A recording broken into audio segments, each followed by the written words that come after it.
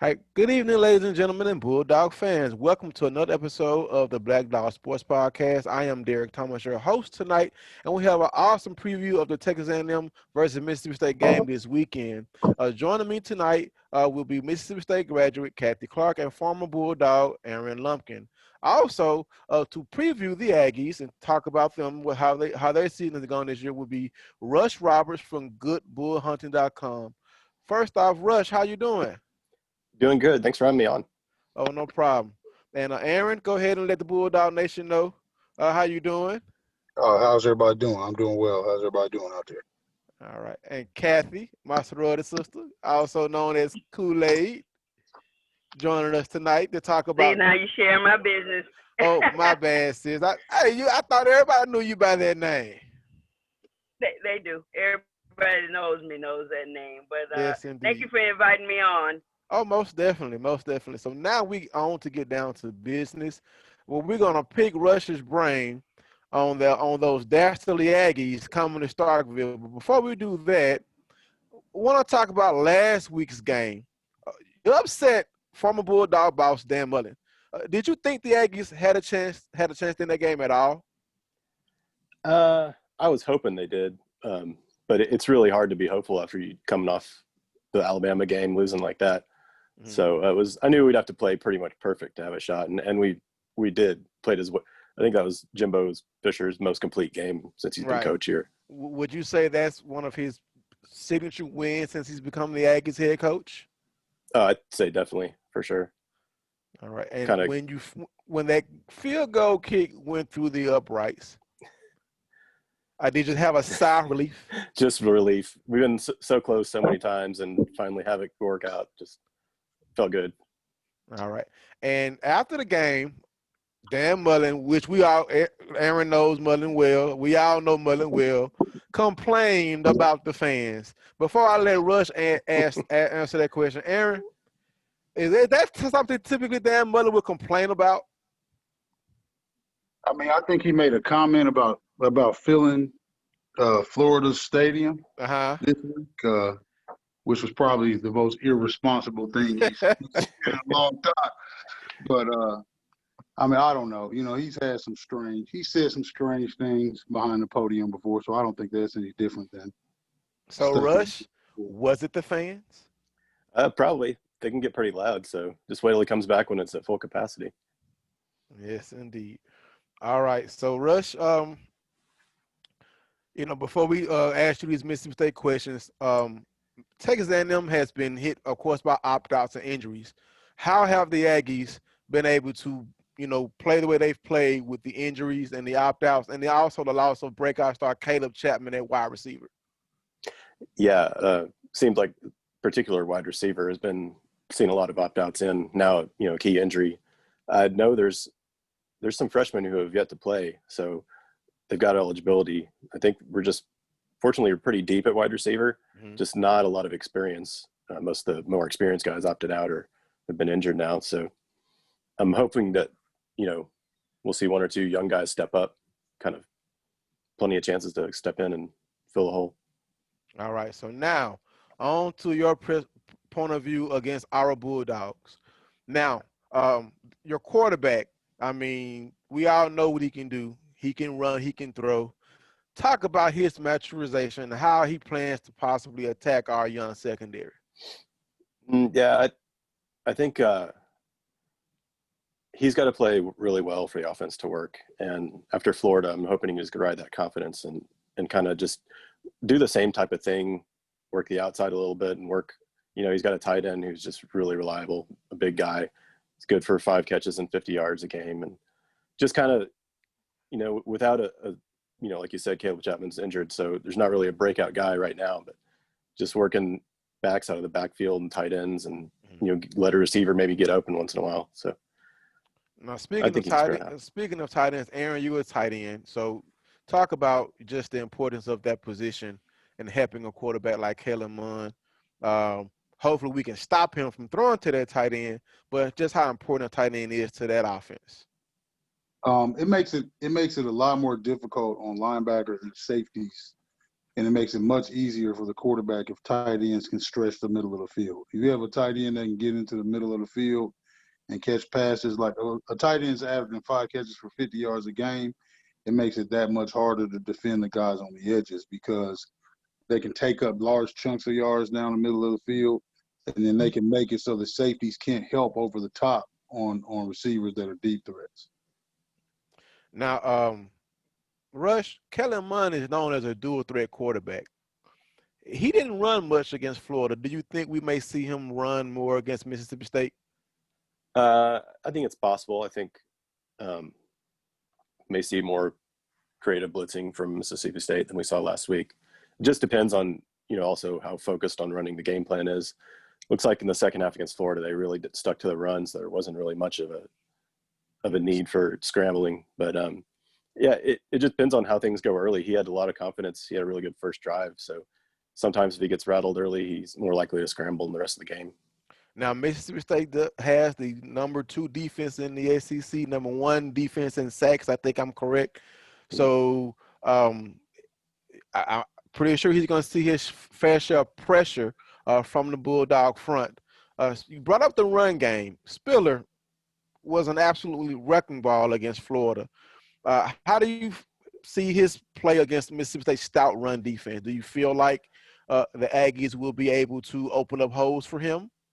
Probably not as big a holes as against Florida, but I'm hoping they'll be good for, getting some key yards up in the middle when we need them. He's our guy to go up inside and get 2-3 tough yards when we need it the most. So as long as he can get those, I think the rest will work itself out. All right. So who is Munn going to throw the ball to? I mean, his top wideouts opted out. You lose Caleb Chapman. So, our secondary is young. We have some. They've basically outplayed most fans' predictions for our secondary this year. But who does Mississippi State need to look out for as far as outside of the tight end receiving for the Aggies? Like you said, outside of the tight end, Weidermeyer, we'll see a bunch of him. But I think we might see more of an I.S. Smith in a slot, in addition to playing out of the backfield. He's got experience at wide receiver, and he's just probably our best playmaker. Behind them, there's several young freshmen been returning kicks and also, getting decent yards, and a couple of freshmen got touchdowns last week. So I think there's playmakers in the wings waiting, just as long as they can get out there and get some playing time. And with Florida now shutting down due to their COVID outbreak, have you heard any news on Texas A&M being impacted possibly? Yeah, I think they've tested twice since they found out, and everyone's been negative so far. But I know they're going to keep testing twice a day at least while that window is still open. Okay. Any more predictions for offense for A&M? Because we want to get to the how your defense is going to attack us. But what more do we need to know about the Texas A&M Aggie offense for this game? The big thing is that the offensive line looked way better last week than they've looked in a long time, and in a couple seasons, so at least. So looking forward to seeing if it was an anomaly or if they're really, really improving.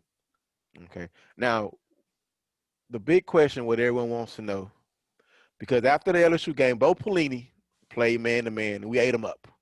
Arkansas, Kentucky dropped 8 and rushed 3. Will we see a defense do effect with A&M, or will A&M try to match up and maybe play more man-to-man than zone? What do you think the Aggies would do against the air raid?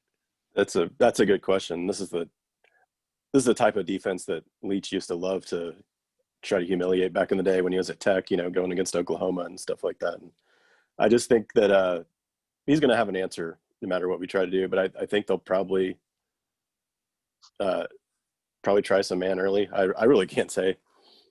Well, no one has played man against us since LSU. I don't know. I think they might like to mix it up. I'll probably see a good mix no matter what. And, I don't think Leach – this is going to be the first meeting between Leach and Jimbo Fisher as opposing head coaches, correct? I'm thinking. I tried to find that, but I couldn't really find it. But I don't think they've ever faced each other as head coaches. I don't think they have. Yeah, early in the season, Coach Fisher, had nothing but good things to say about Mike Leach. I listened to the press call the other day. So what do you think Jimbo Fisher plans to do to try to ensure that his Aggies leave Starkville with a victory? Yeah, it's a good question since he hasn't really faced him yet. Hopefully he's watched him enough in recent years, Washington State and maybe the LSU game, and kind of get a handle on what kind of stuff he's going to put out there, and also how unpredictable he can be. So just as long as he can kind of remain flexible. I know he sometimes like to have a really rigid game plan. So hopefully keeps an open mind. Well, I know Aaron and Kathy, we're all hoping that he does not rush 3 and drop 8. Aaron, what you think about that? There's a player playing for Mississippi State right now he's a pretty popular guy, pretty good player. His name's Kylan Hill. And I think that we need to invest in turning around and handing him the football so that it's not so hard on our quarterbacks, air raid or not. Kathy, what's your comment on that? I agree 100% with Mr. Lumpkin. And just please let Rush know that it was me who predicted last week that A&M would beat Florida. However, my prediction is that Mississippi State will win this Saturday. Not because Mississippi State is my team, but I've watched A&M a lot, because of when Ariel was there playing basketball. That was just kind of my second maroon team. So I paid a lot of attention to him, and of course I paid a lot of attention to Jimbo when he was here at Florida State, when he was here in in Florida rather. So I know what Texas A&M is capable of, but I think Mississippi State's defense can do a lot better job with A&M than what Florida did, and I hate that Florida is not going to face Mississippi State this year, unless it's in a playoff, I guess, or something. But in the championship game, if we can get there. Well, like I said, we won't face them. But I think that our defense will show something completely different to Texas A&M than what they saw last week. So, like Kathy said, we have a pick'em for our podcast, Black Dog Sports Podcast pick'em, and Kathy was the only person to pick your Aggies to upset Florida. So you need to give her some kudos. She helped y'all with that victory. Yeah. Good pick. Both picks are good. I think this week's a toss-up pretty much. All right. So, Rush, you have any other tidbits about the Aggies you want to share with us? Yeah, I'm just looking forward to it. I think our defense against your offense is going to be a lot of fun to watch. All right. And who do you feel is going to win this game? Are you going to go with your home team, or do you think the air raid will find a way to break through against the Aggies? I'm going to go with the Aggies, but, within a score, maybe 2. Within a score. All right. Well, Rush, I want to thank you for joining, man. We definitely going to have to get you back on during basketball season so we can talk about hopefully the resurgence of our men's basketball team and hopefully continue dominance under Coach Nikki for our Lady Bulldogs. Yeah, definitely. Just let me know. We got a basketball guy we can put on here. All right. Thanks, Rush. Hey, thanks a lot. All right. Have a good night. Enjoy. All right, Bulldog fans. We want to thank Rush Roberts for joining us, and giving us those tidbits with the Texas A&M Aggies. But now we're ready to talk about our Bulldogs and what we think about our season so far before we talk about the preview of the Texas A&M Aggie game from our point of view. So in Mississippi State news this week, and Aaron, I want your opinion on this because I don't necessarily know if I've ever heard a coach just say this just right after a game or any. Your opinion on Leach mentioning purging malcontents and the fence riders. Now, of course, with every change of the guard, sometimes you have that happen. We didn't get a chance to go through spring practice, see if anyone were not on board with his program. But what is your opinion as a former player and now watcher of Bulldog football on his comments, and how you feel? How would you feel as a player hearing him say that? Depends on where I was. If I was on the fence or a malcontent, as he said, I would be thinking about looking for somewhere else to go.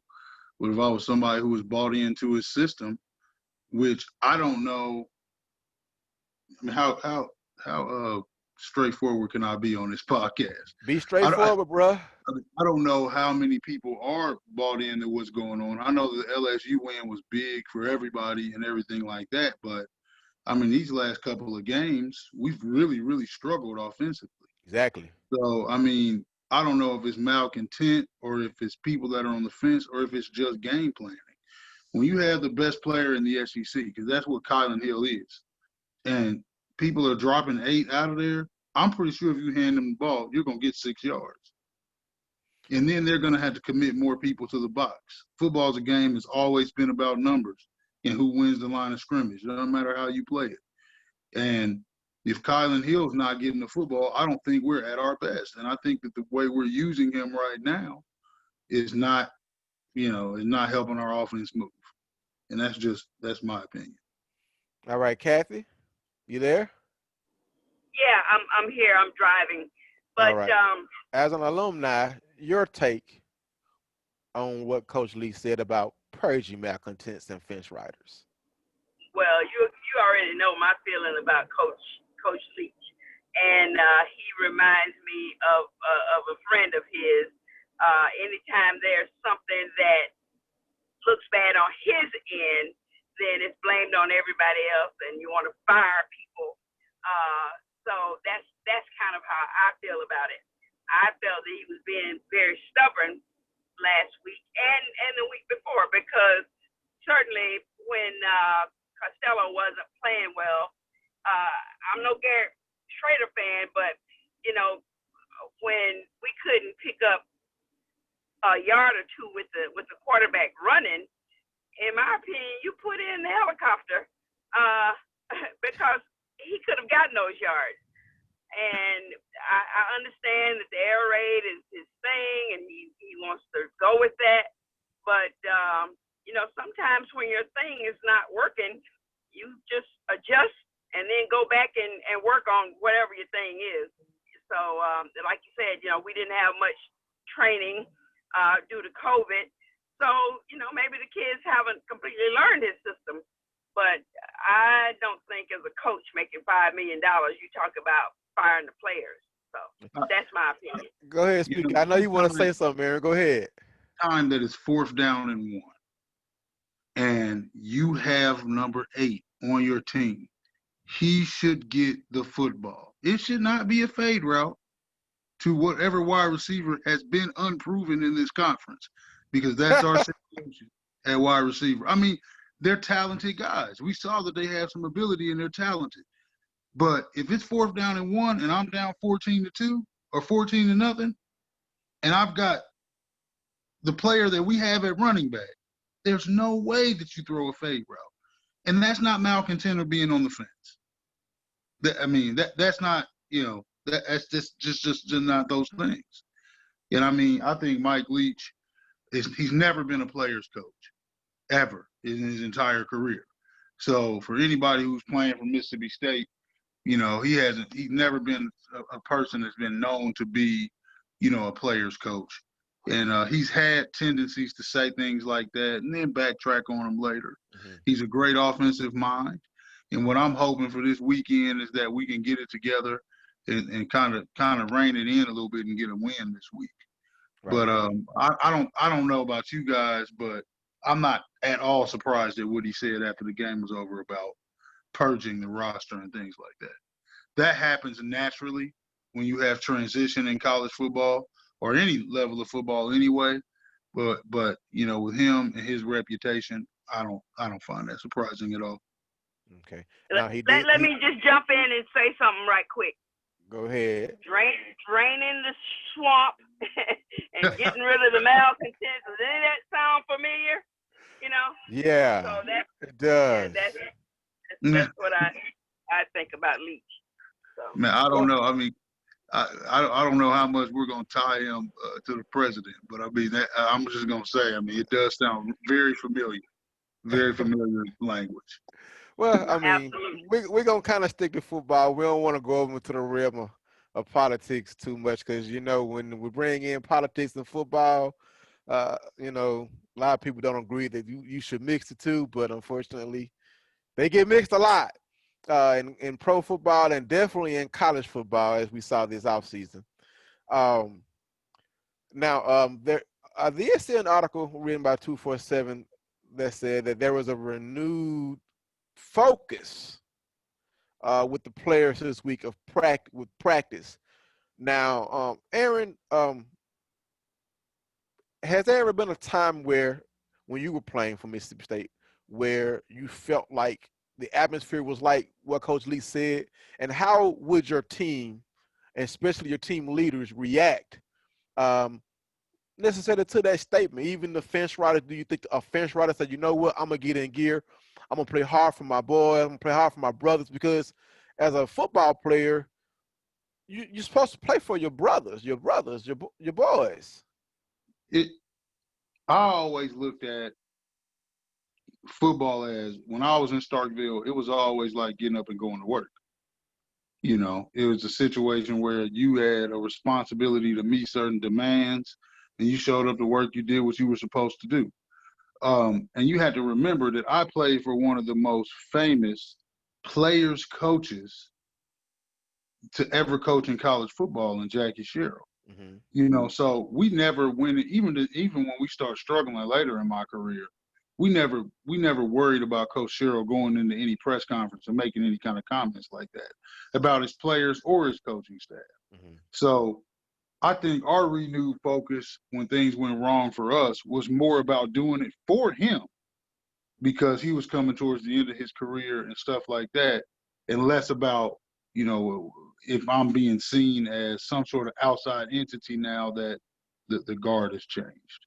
So, I mean, I think every one of these people need to understand, these college football players this year more than any year, they're sacrificing a lot, you know, just to be on campus, to be there practicing, to go through the protocols that they're having to go through to play and things like that. And they approach it as if it's a job. And the people that are there, they love that university too. Because that's right. One thing, once you put on maroon and white, it doesn't go away. You know, you love that university, and you know, there was probably a renewed focus more about just wanting to get back on track than it was what was said in that press conference. Okay. Now moving forward, of course, our quarterback play has been very porous, even with the LSU game, the record-breaking yardage, passing yards records. He's broken completion records. But we have thrown so many interceptions, more interceptions now than touchdowns, that the air raid has been grounded. Went from scoring 44 points to 14 points to basically 0 points. Defense scored 2 points. This is the first time a Mike Leach offense has been held scoreless, I think, in a couple of – I don't have this, but it's been a while, you know, since he's been held offensive points without any points. So Leach says that KJ and Will continue to battle. So let's look at that aspect for right now. You know, if KJ struggles, how long do you think that Leach will stick with him before going to Will Rogers? Aaron? The future is now. If you have a senior that's struggling and you have a freshman that's equal to him, program procedure should be to play the freshman. There should be no battle. If he's battling with the senior right now, then you should play the freshman, because that's the kid that's going to be in your system for longer. And you're going to get more out of that than what you would trying to develop a player that's only there for a year. But I, for one, and people are going to probably kill me for saying this, I don't think that it's the quarterback play. I think that we put our quarterbacks in positions right now that are really, really tough. Like what you said at the beginning, when you're rushing 3 and you're dropping 8, there's not many quarterbacks that can do anything with that on the professional level. Only the top tier guys. So you're asking guys that are new to a system to where this is their third game of live action to pick that stuff up. You have to do something in your play calling to take pressure off of those quarterbacks. And I just don't think that we've done that the last 2 weeks. All right, Kathy. I agree. I don't think it's all the quarterback. I do think that the quarterback is afraid to get hit, but he's afraid to run. Most definitely. Well, he'll run, but when it looks like some serious pressure's coming, bruh, sliding. That's just all it is to it. But I can't say that I put it all on the quarterback. And then kind of going back to what you said about the practice appeared to have been better this week, where guys picking up their game. I have a job and I have to put out a lot of I won't say press releases, but newsletters and do a lot of marketing. And week before last, I had a lot of errors. People write me back going, oh, this date is wrong or that's wrong. And man, it just ate me alive. So like Mr. Lumpkin said, football is like a job. I don't want to look bad on my job. I'm not in love with my boss, but I don't want to look bad. So I think that's the same with these kids. They don't want to look bad, whether you call them malcontents or whatever you want to call them. Nobody wants to look bad on their job. So I think that you will find them putting a whole lot more effort into it. Like I said, I believe we'll beat Texas A&M. I really do. And I agreed. I don't think it's all on the quarterback. Okay. Now, to the second quarterback group, we have Jalen May on the bench, who has not played hardly any. Coming out of high school, he was a 4-star dual threat quarterback. He can run and he can spin it. Leach said that Jalen May did some good things in practice, but he has yet to see the field. Another player who has already gone down to Mississippi State lore has been moved to wide receiver, who a lot of fans, including myself and including you, Kathy, have wanted to get back to the quarter position so he can run the ball, and that's Garrett Schroeder. Should Coach Leach give these two young men a chance to see if they can spark the offense, not just with their arms, but with their feet? Because one thing about Schroeder, if you drop 8 against him, he gonna run it. Aaron? So I don't think Garrett Schroeder should be on the team, but that's just my opinion about Garrett Schroeder. But no, I don't think that they need to go to a running style quarterback. That's not the system that he plays. I think that they need to stick with the guys that they have. And if we're going to talk about running the football, it doesn't go further than Kylan Hill.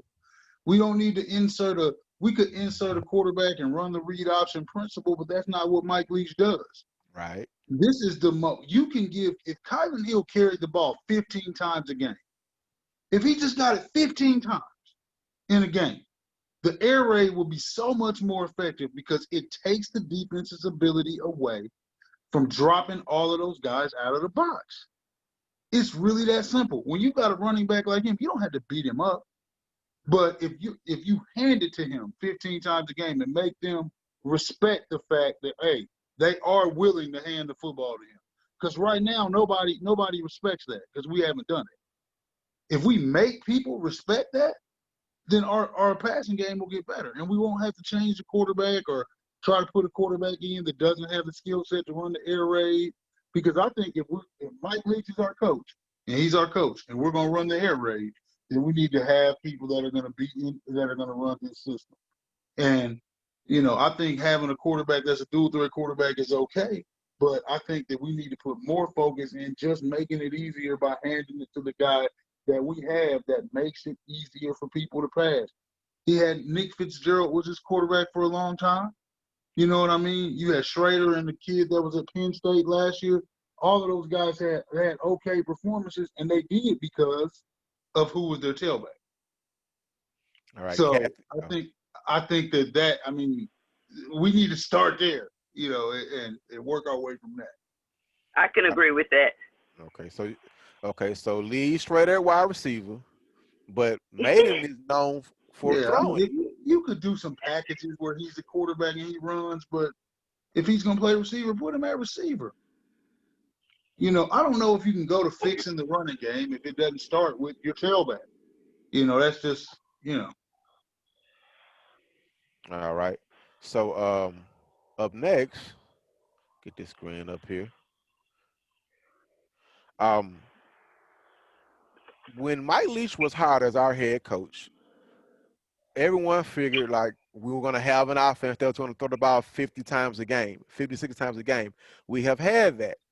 When Zach Arnett was hired as our defensive coordinator, he brought back the 3-3-5, but it was not going to be Joe Lee Dunn 3-3-5. Everywhere Leach has coached, he wasn't known for having a stout defense. Mississippi State has a history of stout defenses, regardless who our defensive coordinator is. Right now, the Zach Arnett-led unit is number 12 in the nation, number 2 in the SEC in defense, and number 1 in sacks. No one thought our defense would be this good. Kathy, are you surprised about the defense's play this season, even with the offense struggling in the past 2 games? Not really. Not really. And I think that's what's going to bring us through. We are going to beat Texas A&M. I'll put some money on that because of our defense. Aaron? No, I mean, if you would have told me that we would have a top 15 defense with a Mike Leach offense, I would say we would be competing for a national championship. That if I was a betting man. But you know, I agree with Kathy. I think the defense is gonna win the day on Saturday. I agree. I feel like we're gonna have to hit and sack Kellen Mond. We're gonna have to. Texas A&M does not have the offensive weapons that they had to start the season or before the season started with all the opt-outs and all the injuries. That running back scares me for what he did against Florida, but our run defense was able to shut down LSU's 3-headed monster of a running back, shut down Arkansas's rushing attack, and then we only let Terry Wilson get away for one long run. After that, it was kaput, zilch, nothing, nada. I would probably think you were crazy if you thought we were going to have this type of defense, but I'm glad that we have it. Now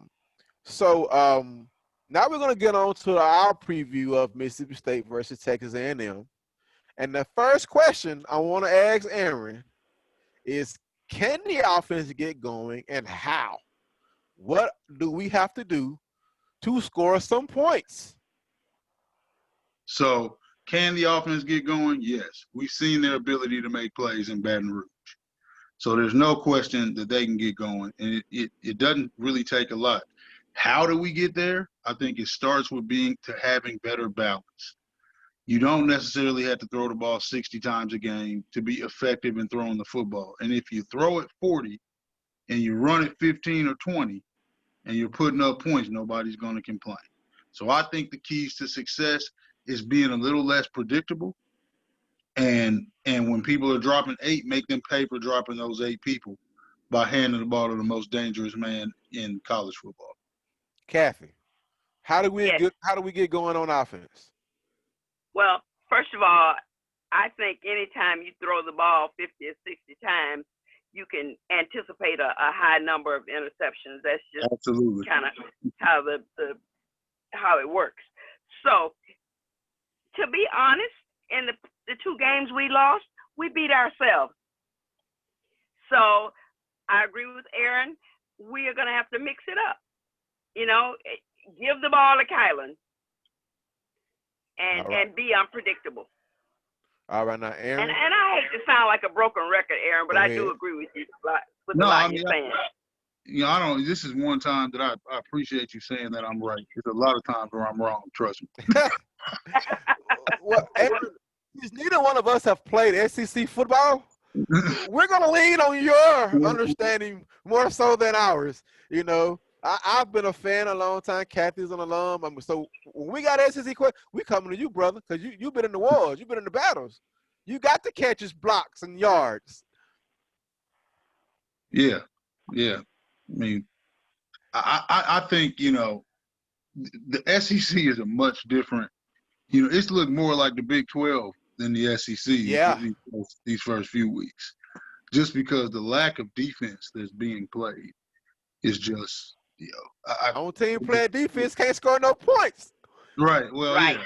yeah, exactly. Except for Georgia. Yeah, and it's just, it's different, man. It's hard. It's hard to navigate the SEC. I'm from Dayton, Ohio. So, my older brother's in Ohio State Buckeyes. So I don't have many friends when it comes to talking about college football around these parts.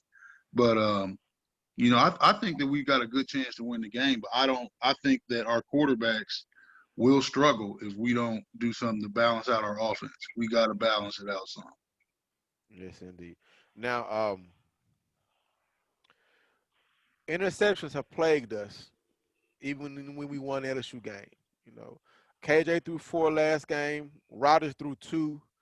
Will the leash for INTs be short versus the Aggies? How many interceptions you think Leach will let KJ throw before he gives him the yank? Aaron? How many times are we going to throw the ball? It's like what Kathy said. If you're throwing the ball 65 times, ratios say that 3 or 4 of those are going to hit the other people, and they're going to pick them off. So it just depends on how many times we're throwing the ball. And then when you have 8 guys that are in coverage, now you raise that percentage of the chance of you getting an interception. I think the way we reduce the amount of interceptions is make them commit more football players to the line of scrimmage. If we can make them commit more players to the line of scrimmage, then we'll have less interception. But if we allow them to drop 8 people and have our quarterbacks decision making against that look, then we'll make some mistakes. Well, there's a reason that Jimbo is not at Florida State anymore. A lot of people think he just took the job at A&M, but I know I live in South Florida, so I know a lot of FSU alum that contribute financially, and I know that Jimbo was on his way out the door, and so I think Jimbo was great when he was working under Bobby Bowden, but I don't think he's that great of a coach. And I think, like you said, if we mix it up, it'll confuse him, and I really believe we'll win. All right. So Texas A&M is going to allow Mississippi State to run the ball. It's just going to be whether or not we do it enough. Are we going to be deliberate enough to say, if you're going to give us the running game, we're going to take it? And the last 2 weeks, Arkansas and Kentucky bet that we weren't going to do that, and they hit it big at the casino. Okay. Now, speaking of the offensive line, 5 guys have been facing 3, and those 3 guys have been beating our 5. Aaron, tight end, you've been in the trenches. Is our offensive line really that bad? Is the splits, is the system really hurting our offensive line as far as 5 people cannot block 3? It's gonna sound like I'm beating a dead horse. Okay. Offensive linemen are massive athletic guys, right? Mm-hmm. But imagine trying to take all of that weight and it's always moving backwards. Every single play. And the guy that's across from you knows that you're gonna be moving backwards. So think about that. 80% of the time, Mississippi State is throwing the football. So defensive linemen have one thing on their mind. We're pass rushing. They don't have to think about anything but getting to the quarterback. All right?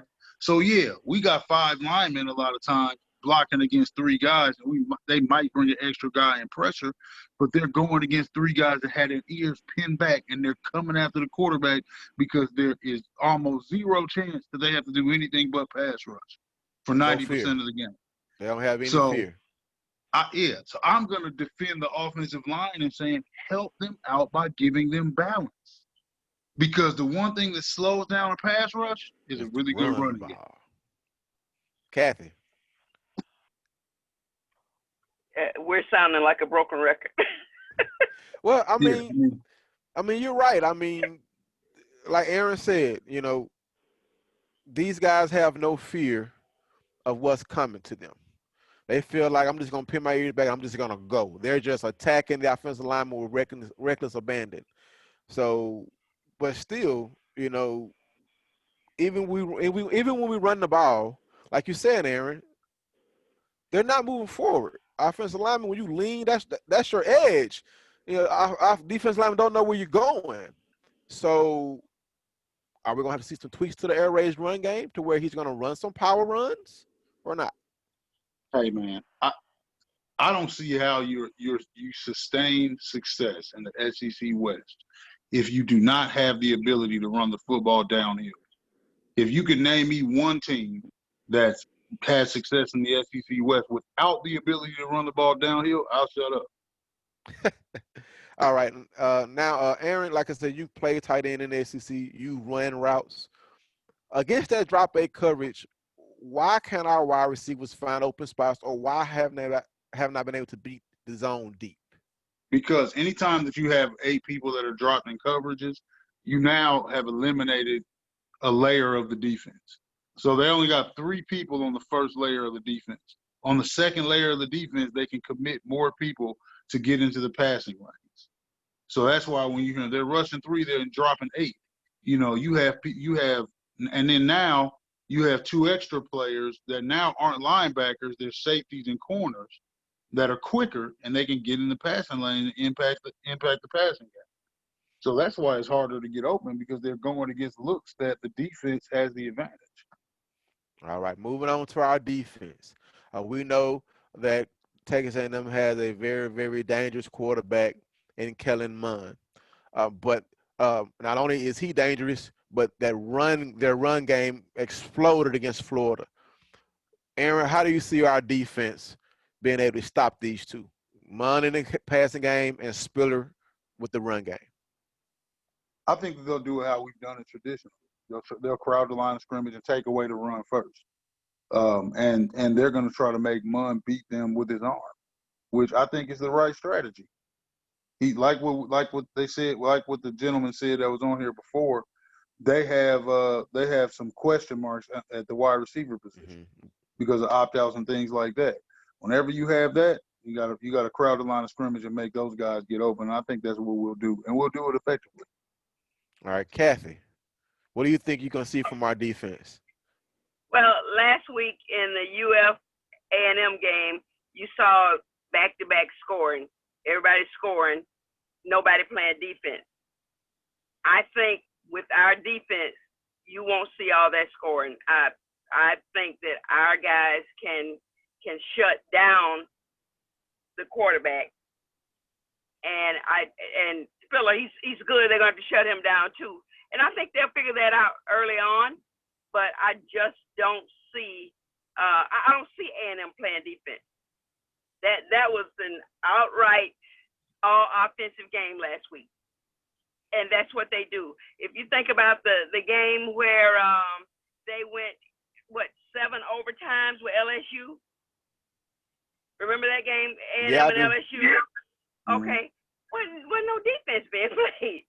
So you just don't score that many points if a team has a good defense. And I think we have a great defense. And I think that, defensively, we got it. I'm not worried in the least bit about defense. All right. Our problem is offense, and our coach has to not be stubborn and be willing to make some adjustments. Bottom line. All right. I know I won't be invited back.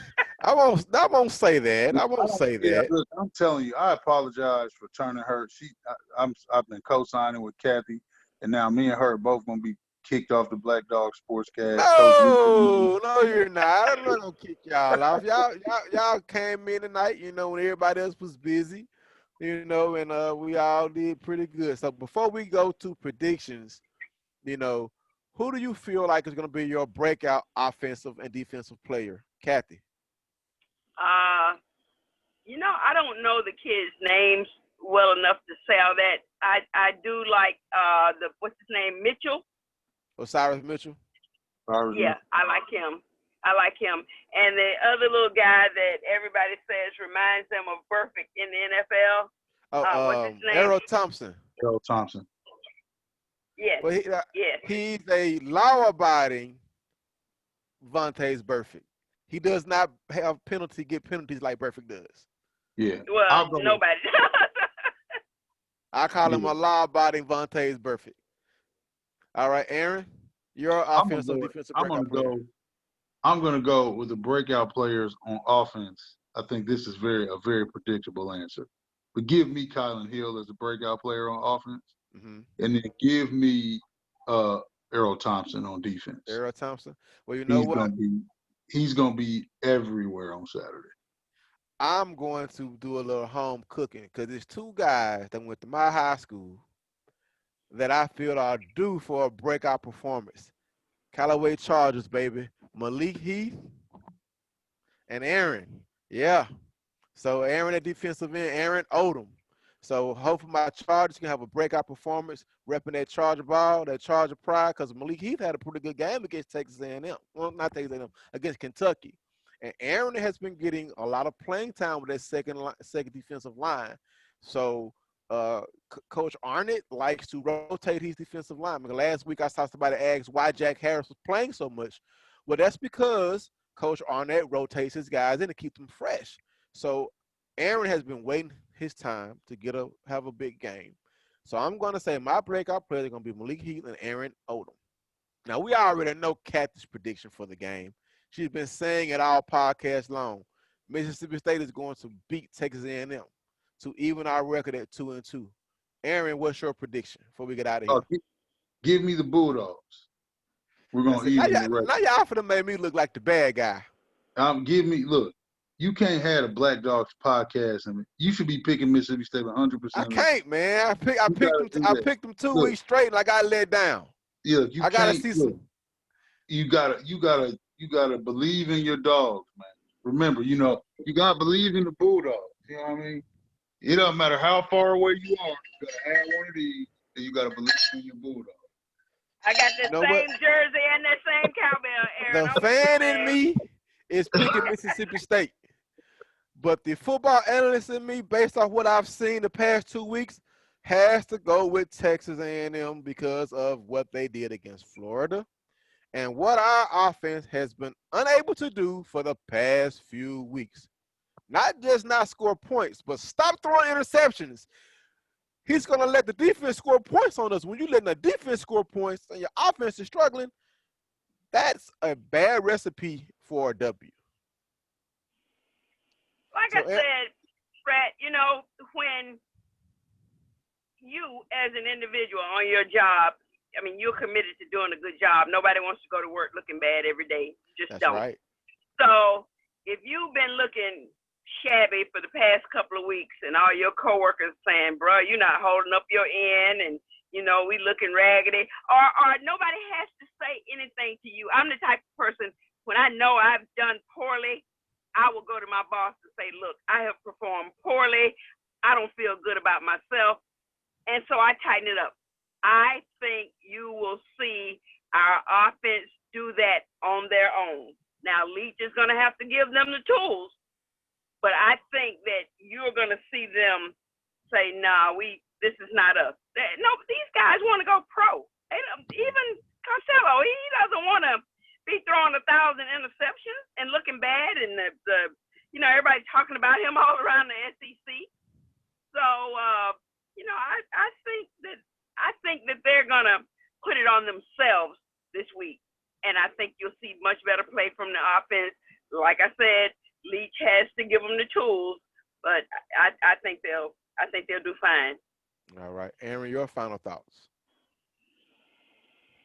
Run the ball. I don't know if Mike Leach is watching, but if you happen to be tuning in to the podcast, run the football. Please do us all a favor and hand it to number 8. There's nothing but pay dirt in there. Exactly. I want to thank Russ Roberts for goodbullhunting.com for joining us, talking about Texas A&M Aggies. I also want to thank Aaron Lumpkin and my Sarah, Kathy Clark, for joining us tonight. For Derrick Thomas with Black Dog Sports Podcast, we out of here. Have a good night. Bye, everybody. All right, you guys too. Take care. All right.